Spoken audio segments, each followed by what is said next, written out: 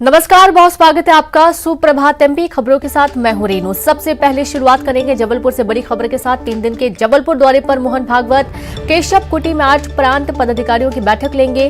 19 नवंबर को प्रबुद्धजन संगोष्ठी को करेंगे संबोधित। अहम माना जा रहा है संघ प्रमुख का ये दौरा, बीजेपी पदाधिकारियों से भी मुलाकात कर सकते हैं। तो 3 दिन के जबलपुर दौरे पर संघ प्रमुख मोहन भागवत केशव कुटी में आज प्रांत पदाधिकारियों की बैठक लेंगे। तो वहीं 19 नवंबर को प्रबुद्धजन संगोष्ठी को भी संबोधित करेंगे और ये जो दौरा है संघ प्रमुख का काफी अहम माना जा रहा है। बीजेपी पदाधिकारियों से भी मुलाकात कर सकते हैं, चर्चा कर सकते हैं।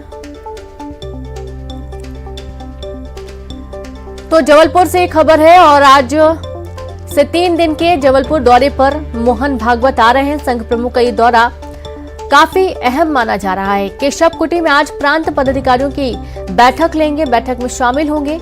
19 नवंबर को प्रबुद्धजन संगोष्ठी को संबोधित करेंगे संघ प्रमुख। तो वहीं बीजेपी पदाधिकारियों से भी मुलाकात करने का कार्यक्रम माना जा रहा है। हो सकता है कि मुलाकात हो और केशव कुटी में प्रांत पदाधिकारियों की बैठक भी लेंगे संघ प्रमुख मोहन भागवत।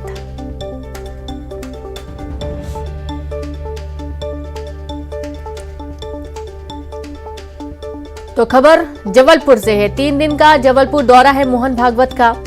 केशव कुटी में आज प्रांत पदाधिकारियों की बैठक होगी, जहां 19 नवंबर को प्रबुद्धजन संगोष्ठी को संबोधित किया जाएगा और बीजेपी के पदाधिकारियों से भी मुलाकात कर सकते हैं संघ प्रमुख मोहन भागवत।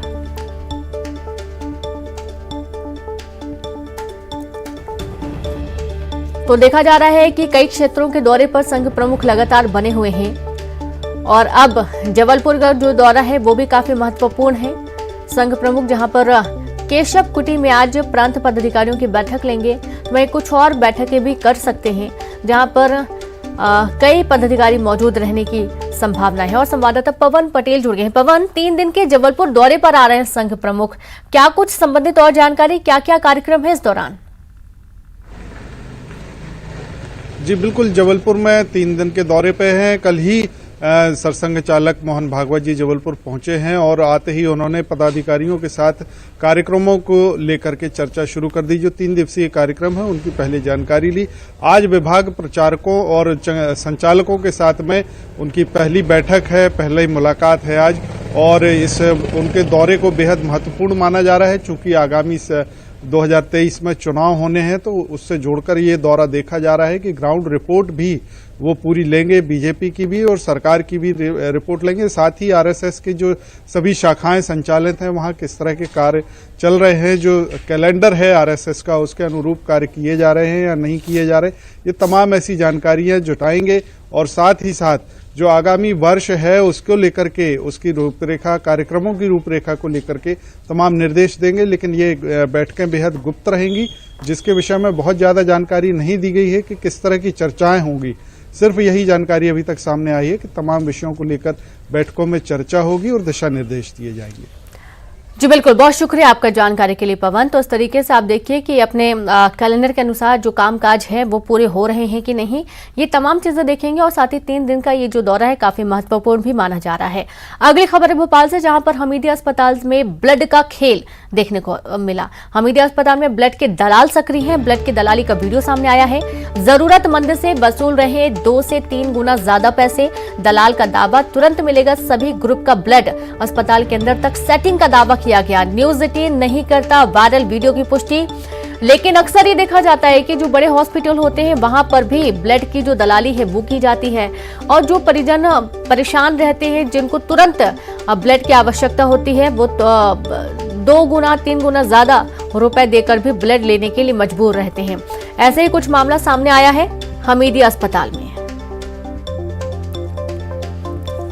तो भोपाल का हमीदिया अस्पताल है जहां पर ब्लड का खेल सामने आया। हमीदिया अस्पताल में ब्लड के दलाल सक्रिय हैं, जो कि तुरंत ब्लड उपलब्ध करवाने की दावा करते हैं और साथ ही उनका यह भी कहना है कि अस्पताल के अंदर तक उनकी सेटिंग होती है।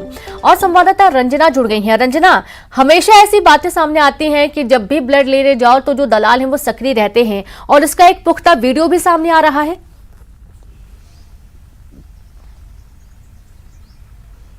जी रेनू, बिल्कुल हमीदिया अस्पताल सूबे का सबसे बड़ा सरकारी अस्पताल है और जहां पर प्रदेश भर से जो लोग हैं अपना इलाज कराने के लिए पहुंचते हैं, लेकिन इस तरह की जो कई लापरवाहियां हैं जो कि अस्पताल में हर बार देखने को मिलती है। कभी मरीजों को सही समय पर इलाज उपलब्ध नहीं कराया जाता है, तो दूसरी तरफ अब ये जो ब्लड को लेकर जो दलाली है इसका वीडियो वायरल हो रहा है। हालांकि ये वीडियो हमीदिया अस्पताल का है या किस तरीके से वायरल हुआ है इसकी पुष्टि न्यूज 18 नहीं करता है, लेकिन जाहिर सी बात है कि बहुत सारे जो मरीज हैं जिनको ब्लड की बहुत ज्यादा जरूरत होती है और वो 2 से 3 गुना दामों पर दलालों से जो ब्लड है उसको खरीदने को मजबूर रहते हैं, क्योंकि इमरजेंसी में ब्लड की बहुत जरूरत होती है। लेकिन दूसरी तरफ जो सरकारी अस्पताल हैं वो मरीजों की सेवा के लिए ही रहते हैं ताकि उनको जो मुफ्त में इलाज उपलब्ध हो सके और इस तरीके से जो ब्लड है वो सही समय पर उपलब्ध हो सके। लेकिन यहाँ पर ये जो लापरवाही अभी से नहीं बल्कि बीते कई समय से देखने को मिल रही है। लेकिन इसमें यही है कि अस्पताल प्रबंधन को जागरूक होना होगा और इस तरीके से जो अस्पताल के बाहर या अस्पताल के अंदर भी जो दलाल सक्रिय हैं उन पर कार्रवाई करनी चाहिए, ताकि जो इलाज के लिए दूर दराज से जो लोग वहां पर पहुंचते हैं उनको इस तरीके से बढ़े हुए दामों में ब्लड खरीदना ना पड़े और इस तरीके से जो अस्पताल की छवि खराब हो रही है उस पर भी जो छवि को सुधारने की दिशा में कोई कड़ा कदम जरूर उठाना चाहिए। बिल्कुल, इससे अस्पताल की कहीं ना कहीं छवि खराब होती है, क्योंकि साफ तौर पर कहा जा रहा है कि अस्पताल के अंदर तक इस दलाल की सेटिंग है, तो अस्पताल प्रबंधन के ऊपर भी कई सारे सवाल फिर खड़े होते हैं। बहुत शुक्रिया आपका रंजना, आप लगातार जुड़ी रहे, आगे भी आपसे जानकारी हम लेंगे। खंडवा से बड़ी खबर है, जहां नूरानी मस्जिद के आलिम के खिलाफ मामला दर्ज किया गया है। अमीनुद्दीन कादरी के खिलाफ मामला दर्ज हुआ। युवक का धर्म परिवर्तन करने के आरोप में मामला दर्ज हुआ है। मोघट थाने में मामला दर्ज हुआ, मामले में जांच जारी है। तो नूरानी मस्जिद के आलिम के खिलाफ मामला दर्ज, अमीनुद्दीन कादरी के खिलाफ मामला दर्ज हुआ है। युवक का धर्म परिवर्तन करने के आरोप में ये मामला दर्ज किया गया। मोघट थाने में मामला दर्ज किया गया है। मामले की जांच में पुलिस जुट गई है। और हरेंद्र नाथ ठाकुर जुड़ गए। हरेंद्र नाथ, नूरानी मस्जिद के आलिम के खिलाफ मामला दर्ज हुआ है, धर्म परिवर्तन का ये पूरा मामला सामने आया है। जी बिल्कुल रेनू, अपने दर्शकों को बताना चाहूंगा कि कल रात ही हमने एक खबर दिखाई थी कि खंडवा का जो एक सिविल इंजीनियर का जो छात्र था अक्षय गौर, उसने आरोप लगाया था कि जो नूरानी मस्जिद का जो आलिम है वह लगातार उसे लालच दिया कर रहा था धर्म परिवर्तन करने के लिए, और उसका धर्म परिवर्तन करवा के उसका नाम फहीम खान उसे बना दिया गया था। वह लगातार नमाज भी पढ़ता था, कलमे भी पढ़ता था, और जब वो अपने हिंदू दोस्तों के संपर्क में आया तो उसे भी ये कहा जा रहा था कि वो भी इस्लाम धर्म कबूल कर ले। तो इस तरह की बातों को लेकर के जब हिंदू संगठन के लोग जागृत हुए और उसे वापस पकड़ के गंगा जल पिला करके उसे फिर से हिंदू धर्म में लाया गया, तो उसके डर से वो करीब 2.5 महीने कादरी के डर से वो गायब रहा था। अब कल जब खंडवा एसपी से इन लोगों ने मिलकर के जब शिकायत की तो खंडवा एसपी ने इस मामले को काफी संज्ञान में लेते हुए पूरी बात ध्यान से सुनी। इसकी जांच करने के बाद देर रात्रि को जो नूरानी मस्जिद के कादरी है अलीमुद्दीन, उसके खिलाफ धार्मिक स्वतंत्रता अधिनियम के साथ साथ धार्मिक भावना आहत करने का जो मामला है वह दर्ज कर लिया गया है। इसके साथ ही जो आलिम है उसका कहना है कि वह युवक खुद इस्लाम बनने आया था। अब इसमें कितनी सच्चाई है ये जांच के बाद ही पता चलेगा कि कौन सच बोल रहा है कौन झूठ बोल रहा है। लेकिन जो युवक है सिविल इंजीनियर है, उसका कहना है कि उसे इस्लाम बनने के लिए लालच दिया गया था, 72 हूरों का ख्वाब दिखाया गया था कि किस तरह से जन्नत में क्या क्या होता है। तो वो उसके लालच में आकर के धीरे धीरे करके उसका ब्रेन वॉश करके उसे इस्लाम कबूल करने के लिए मजबूर कर लिया गया था। रेनू जी बिल्कुल, बहुत शुक्रिया आपका तमाम जानकारी के लिए हरेंद्र नाथ। तो आप ये देखिए कि किस तरीके से झूठे सपने दिखाए जाते हैं, हूरों के सपने दिखाए जाते हैं, स्वर्ग ले जाने के सपने, और उसके बाद ब्रेन वॉश करके इस्लाम धर्म में लाने की कोशिश की जाती है। हालांकि इस पूरे मामले में जांच चल रही है। अब खबर देवास से, जहां पर नेमावर में पुलिस ने ताबड़तोड़ कार्रवाई करते हुए रेप के आरोपी की दुकान को बुलडोजर से ढहा दिया। पुलिस ने रिपोर्ट होने के 6 घंटे के भीतर तेजी से कार्रवाई की। बताया जा रहा है कि पीड़ित ने थाने पहुंचकर रेप की रिपोर्ट दर्ज कराई थी। पुलिस ने आरोपी मुद्दस्सर अली को गिरफ्तार कर पूछताछ की और उसे कोर्ट में पेश कर जेल भेज दिया गया। वहीं आरोपी के अतिक्रमण में आ रही मोबाइल की दुकान को ढा दिया गया।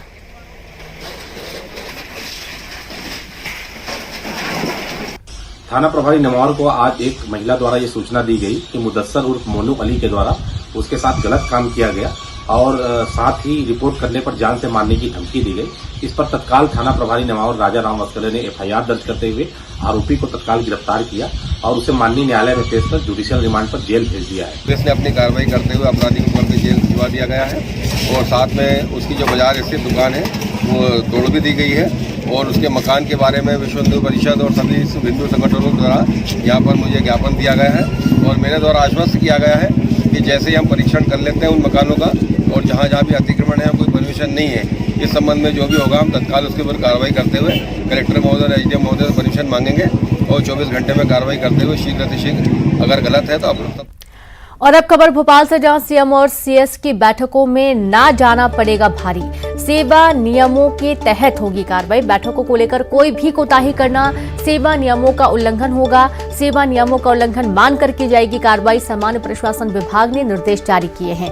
आप ये देखिए कि कई बार होता है बैठक बुलाई जाती है, बैठक में कई लोग शामिल नहीं होते हैं, लेकिन अब ये साफ हो चुका है कि CM और CS की जो बैठक होगी इसमें यदि कोई पदाधिकारी नहीं पहुंचता है तो उसे भारी पड़ सकता है। सेवा नियमों के तहत कार्रवाई होगी। बैठकों को लेकर कोई भी कोताही करना सेवा नियमों का उल्लंघन माना जाएगा। और एक बार फिर शुरू करेंगे रंजना का। रंजना, CM और CS की बैठक में ना जाना अब भारी पड़ सकता है।